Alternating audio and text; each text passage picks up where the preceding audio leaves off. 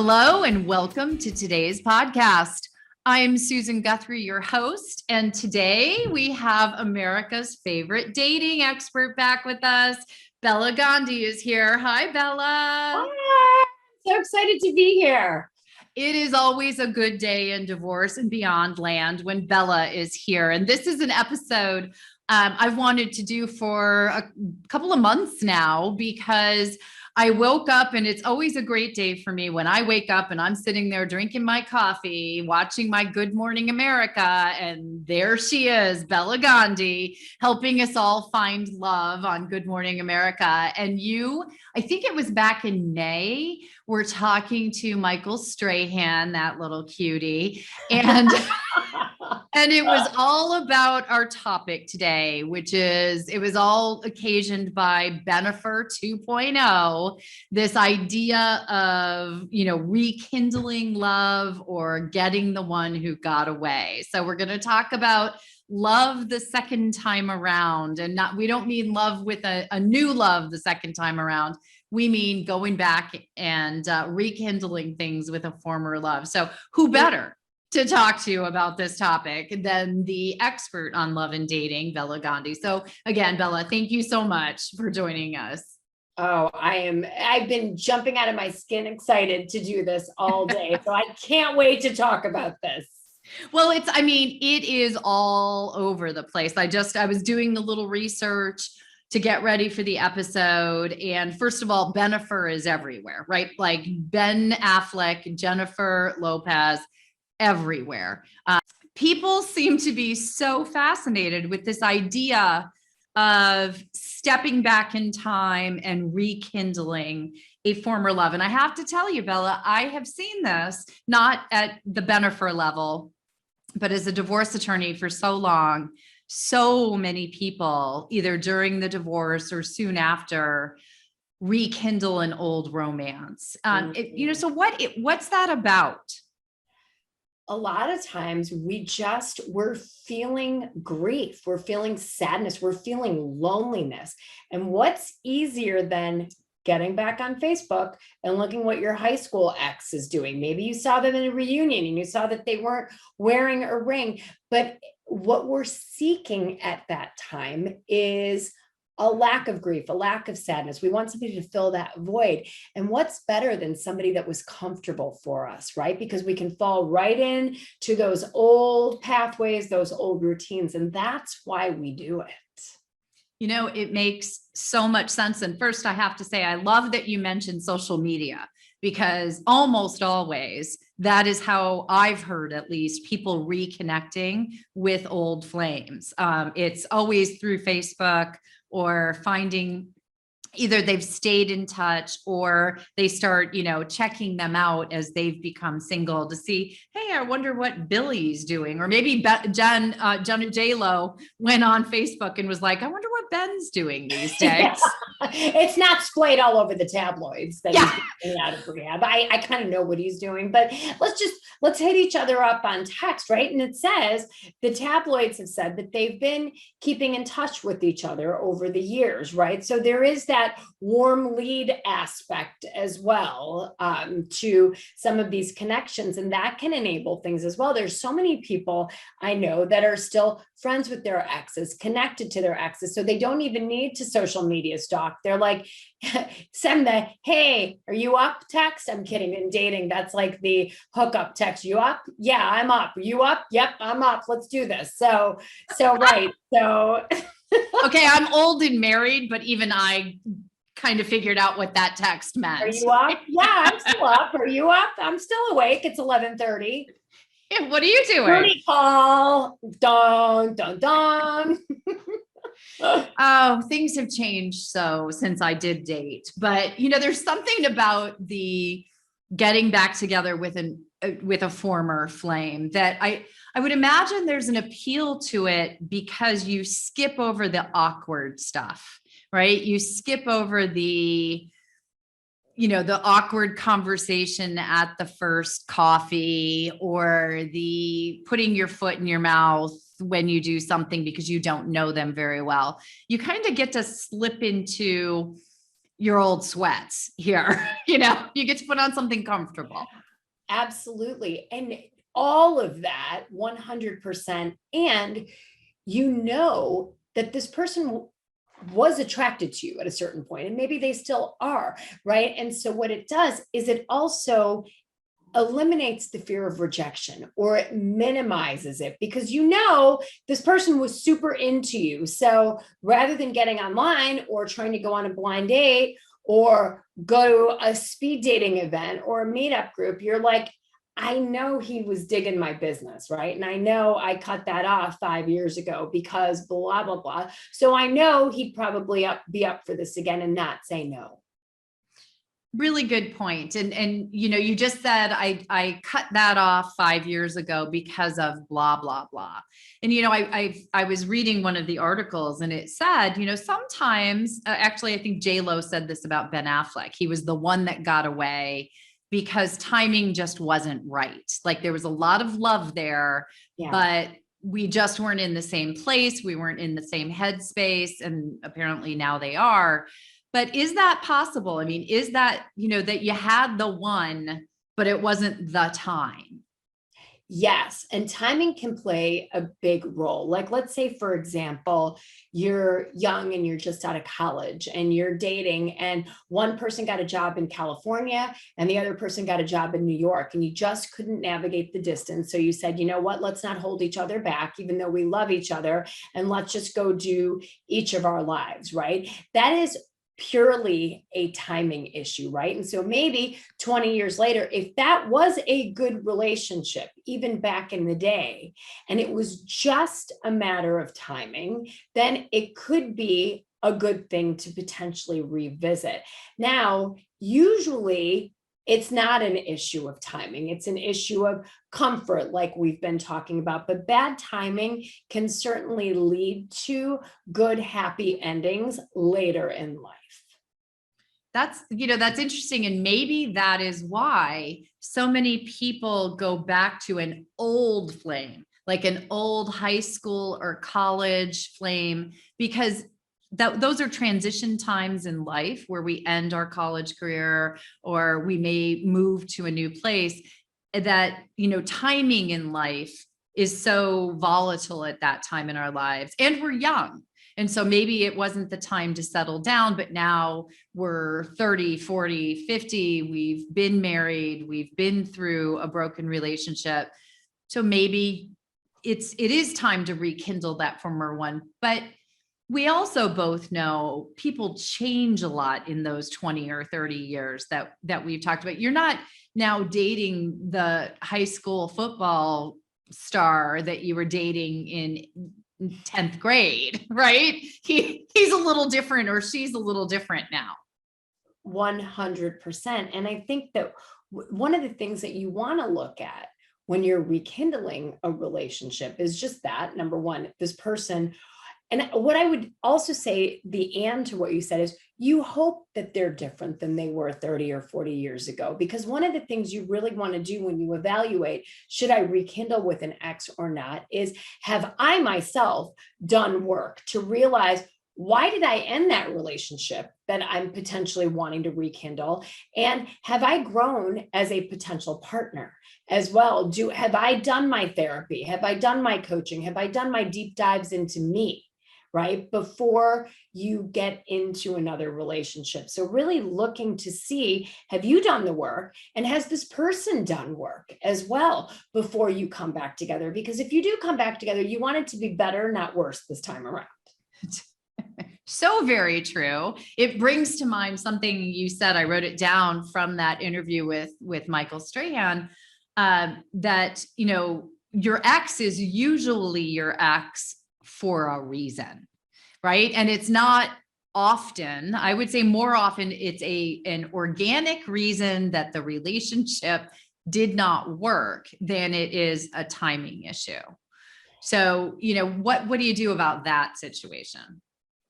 If it's meaning the person was dodgy in the first place and you broke up with them because they were in and out of rehab, or they were consistently cheating on you, or whatever it is. And at Smart Dating Academy, we deal with all of this on a daily basis. Then I would definitely look at that person and say, has this person done the work? Are they a different person? Have they come through healed, sober, unaddicted, non-cheating? Kind of, have they really improved their ways before you decide you want to jump back off of that cliff again? It's so important to know, is this person a good relationship bet for me right now? And again, doing that inside work. What do I want in a relationship? If I want a committed, exclusive relationship, but this person is like, I'm looking for something casual, I don't want anything serious, then you're not aligned from the get-go. Right? If you're still in two different states when we were talking about timing, and neither of you can move because maybe each of you have kids, and part of your agreements are you have to stay in that state, might not be a good bet as well. So you have to really think about, are we aligned long term? So good point there, because really what I hear you're saying, and this comes from other episodes where you've been on the show, is the usual rules of dating don't go out the door just because you knew this person 10 years ago, 5 years ago, 20 years ago. The rules of dating are still in place. It's just, you know this person a little better, or you knew this person a little better. Exactly. And so you still want to vet them slowly and surely through the process. When exes come back into my clients' lives, and it happens more often than one might think, we have them jumping through a whole series of hoops, doing a whole bunch of circus tricks, I joke, but really vetting that this person is a real serious candidate. And for women, we talk about high GHQ guys, high and good husband qualities, right? That's the trademark to our process, to finding somebody who has good husband qualities for you. That vetting this person that was an ex through the lenses and the model or the rubric of who is a partner that's going to make you happy based on who you are today, not who you were when you were prom queen junior year in high school. Because everybody who's listening was prom queen. Clearly. Gonna go dust off my crown. Yeah. Right. Yeah, my crown never existed. I was never the prom queen. For those of you who might be concerned or listening, like, oh, I don't know if they get us. Never the prom queen. Yeah. Don't worry.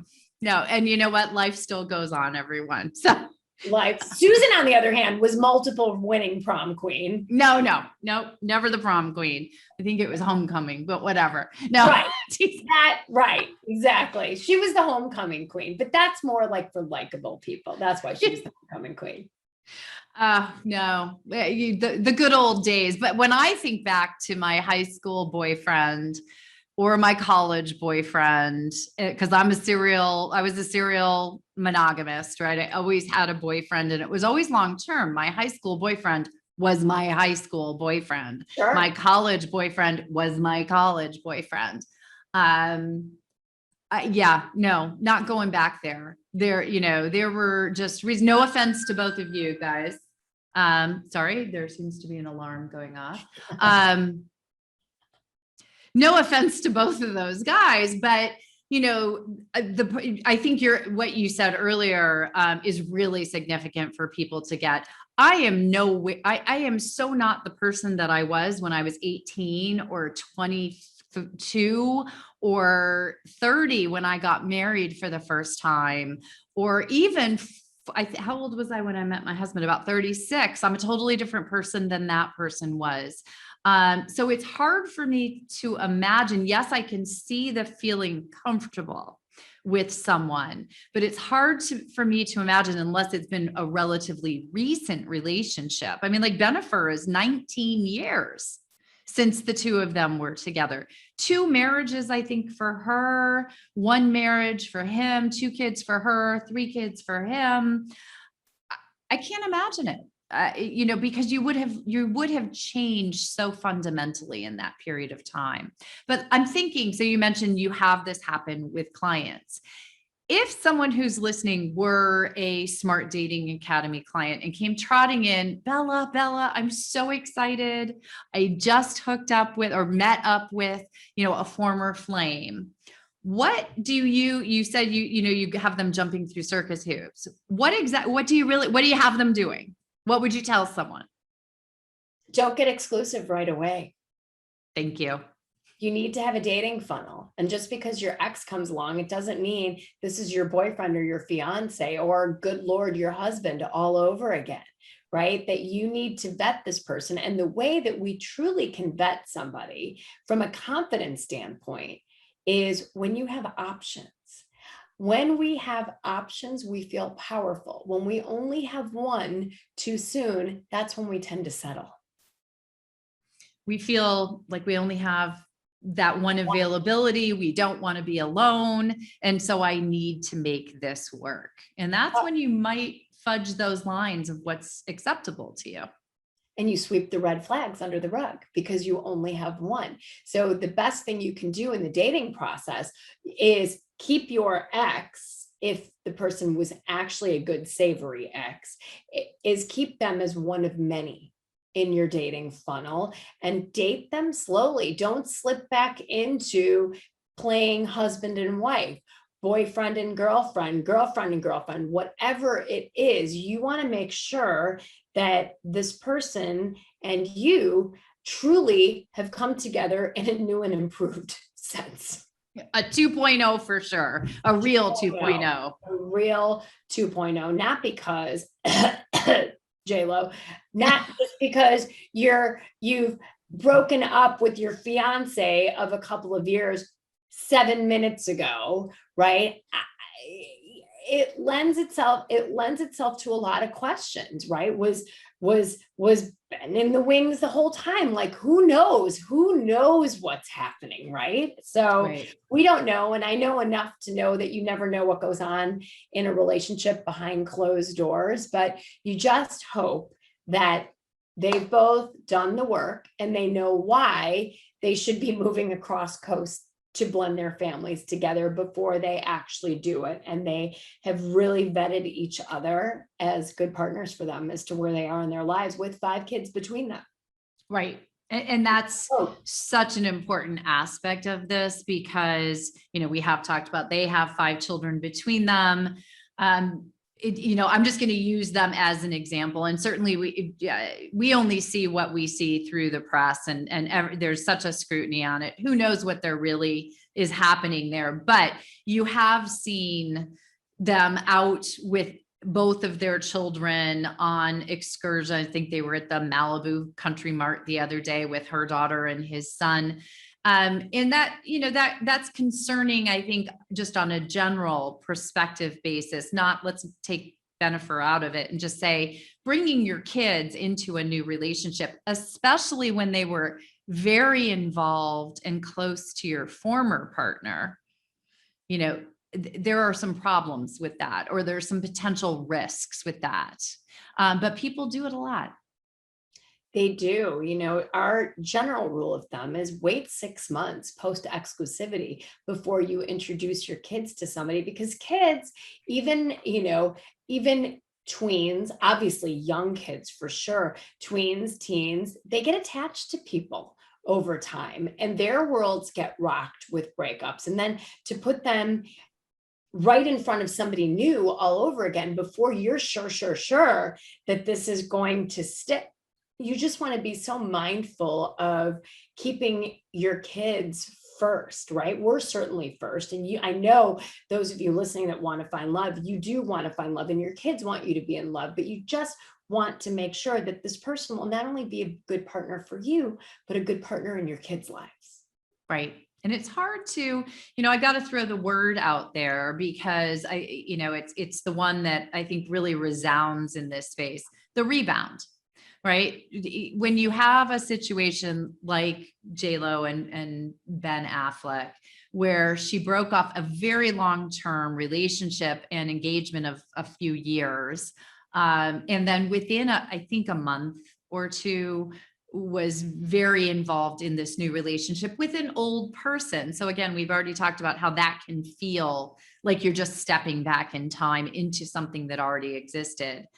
But there's also what you said earlier in the episode, at a time when we break up, whether it's a breakup or a divorce or a separation, we hurt. We feel a loss. We feel the loss and we go through grief, and there's a hole in our lives where someone else used to be. And so there is this huge desire, I always say, to fill that hole in our lives. It doesn't come out quite the right way, but one of my biggest concerns is, Dr. Elizabeth Cohen, our friend, who's a psychologist, always talks about the fact that when we are in grief, we are emitting stress hormones, cortisol, and the other one, adrenaline, and not and oxytocin, but that only screws up our thinking when we get into these new relationships. But when you have those hormones actually rushing through your body, you can't think clearly. It's a physiological thing that you cannot think clearly. So here you are in misery, your brain's not working properly, and you start making these decisions within a couple of months when you're still in that this is the place to go. So you start from a cloudy place chemically. Yes.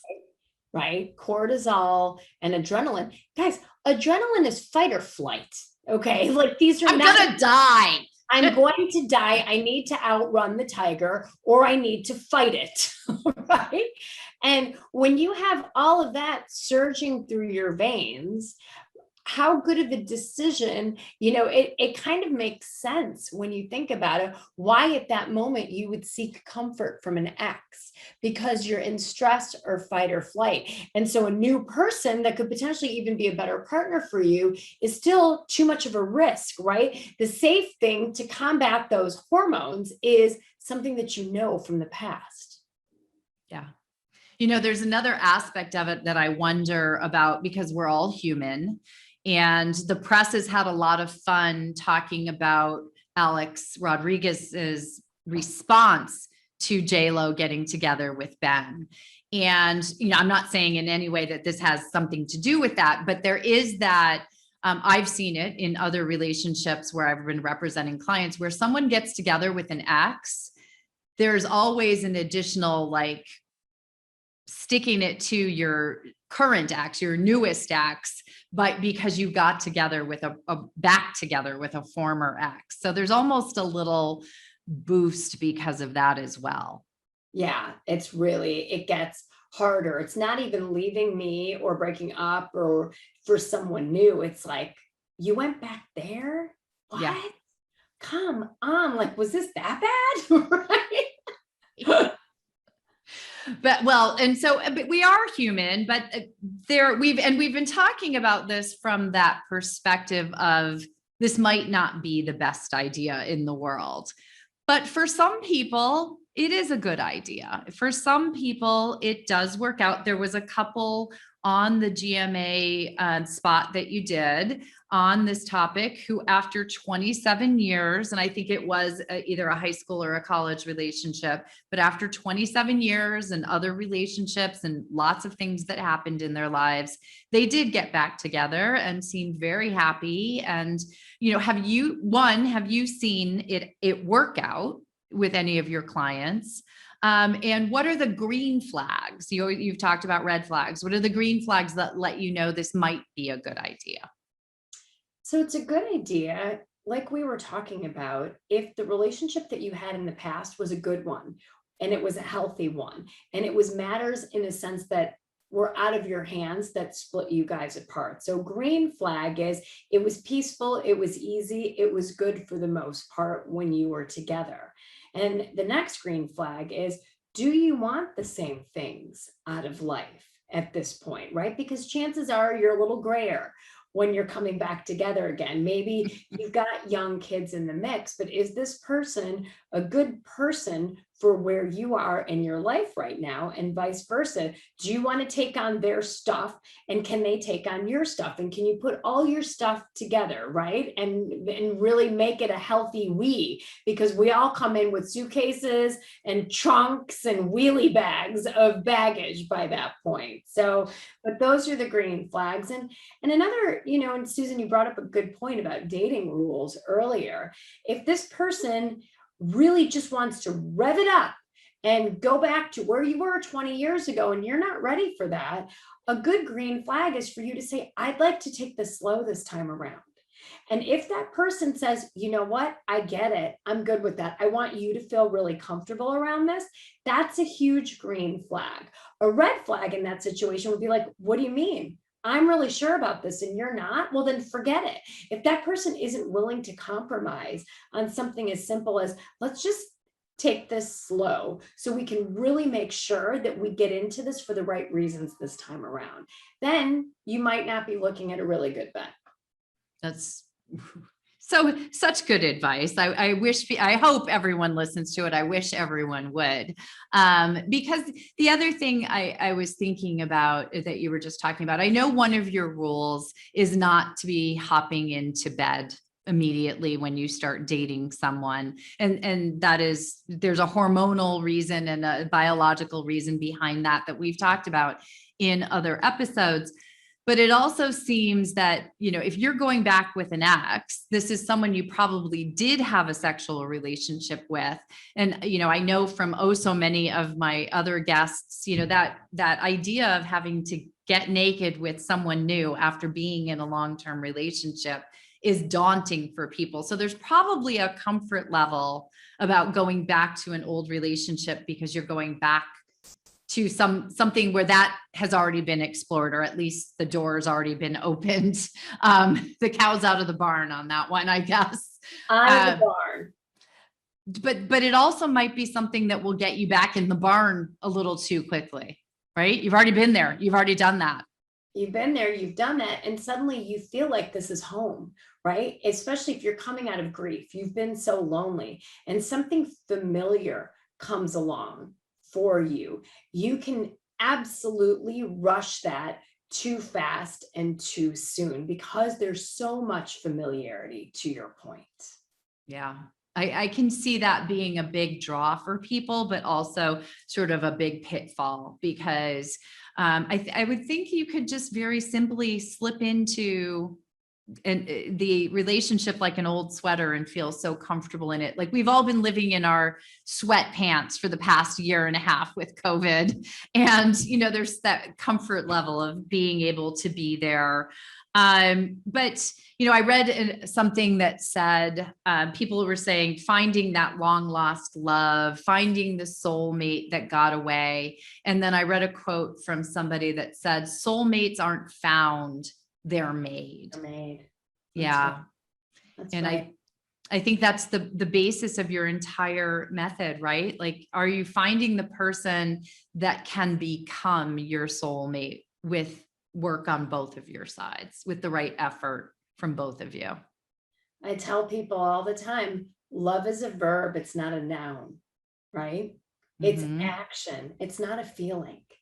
What you're feeling is lust, right? Especially in the beginning, it's infatuation, right? But long-term, when you're together, you develop attachment, right? And Susan, you've been married a long time. I've been married a long time, and marriage is work. It shouldn't be soul-crushing, bone-breaking work, but it's certainly work to be the better partner. And love means doing what's good for the other person as well. Even though it may not be the best for you, it's wanting that other person to be happy and grow, right? And that's truly the definition of love. And yeah, honestly, I don't know how to put it better than that. As always, Bella has the best way of phrasing things. And the other thing here is maybe you don't need to go, I'm going to paraphrase one of Bella's other phrases. Maybe you don't need to go back to an old lid, because there are many lids out there for your pot. And I did steal that directly from Bella. Love that. Don't go back to that dented, janky old lid that had cracks in it and bacteria in the lid. You need a new lid that's pink and glossy with the brand new gold knob on it. I don't know, but yeah, you don't necessarily know. I always say at our company, we're really making sure that that lid fits real nicely with your cute little pot. Yeah. Yeah, it's so important. And let's talk about Smart Dating Academy for a second. I want people to know all about what you do. And you have so many different ways to help people as they journey into love. And one little tidbit, everyone, I want you all to know, Bela has been in the business of helping people find love for 11 years. She has so many marriages and relationships, not one divorce in 11 years. Not one divorce, which is crazy, knock on wood. And I think when there is a right way to look for love and to find love, right? And unfortunately, there's also a wrong way to do it, right? And we're never really taught what the right way is. We're never really taught what we should feel. Besides, you should feel a lot of chemistry and a lot of fireworks. And I want you to have the chemistry and I want you to have the fireworks. But what we'll show you is you don't have to have them right away, right? People have to earn you, and you have to pay attention to what the red flags are and what the green flags are, and have a great dating funnel so that, like we said at the beginning of this show, you feel powerful, like you have options. So you're not sweeping the red flags under the rug again. So we help you to determine who a good partner is that's going to make you happy, and then pushing on all the levers to get there. Online dating, we have great photos, great profiles, meeting people in real life, getting people to set you up in your network, and then dating slowly. Guys, I will give you a little bomb here. We typically, our clients are not having sex and in committed relationships. Like Susan said, we talk about sexclusivity, 15 dates. 15. Bam. Not 3. I said it. Not 3, not 15 minutes, 15 dates.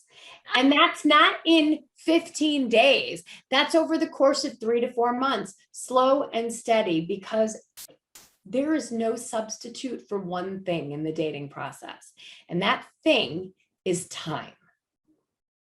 You can see so much about somebody if you just slow it down, right? How much can you see of the world if you're driving 90 miles an hour on the highway? Whoosh, you don't see anything. You got to slow down to actually see the pretty trees and the garden and what the street signs are called. Dating is very similar. If you move too fast, you're going to miss the red flags. I love your metaphors. They're always so good. So slow down, people. Slow down, Bennifer. Slow down. Throw it into 35 miles per hour. You're breaking the speed limit. Bella's speed limit. We're like Mach 2 right now. Yeah. Those two. Yeah. They're on Bezos's rocket, or whoever's the next one is that's going off, the billionaire. We're going to have to do a show on the billionaire battle to be the first to the moon. These guys are crazy. Ooh, absolutely. I love that. That's so funny. So, well, I think, think twice before you rekindle with your ex, because typically your ex was an ex for a reason. And if you were the reason for the breakup, how have you become better? How have you changed? How have you become wiser? How do you know the kind of person that's going to make you happy? And if you don't, put the mirror up to yourself and really start to figure that stuff out. And dating is hard. Relationships are hard. If you need help, build a village around you and get that support. You don't have to do it by yourself. Don't do it by yourself. And certainly don't take the advice of all of your friends that have no idea how to have great relationships. I always say, don't get your dating relationship from your single friends. There's a reason, get it from Bela. Go to the website, smartdatingacademy.com. There are, besides being able to get in touch with Bela, and you can work one-on-one with her as a coach, or one of her coaches, but there are programs on there. There are videos to watch. There are downloadable. There's a great one about spotting a narcissist so that you're not dating and going down that road. Talk about red flags.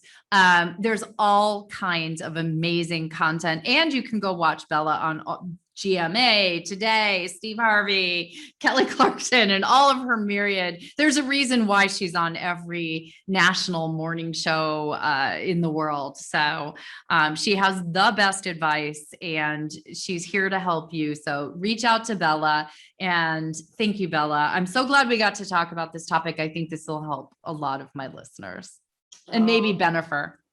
Thank you for helping me. Hi, Ben. Hi, J-Lo. Call Bela when you need help. Call and then call Susan when you really need some help. Yeah. Hopefully not that kind of help. Can we say prenup?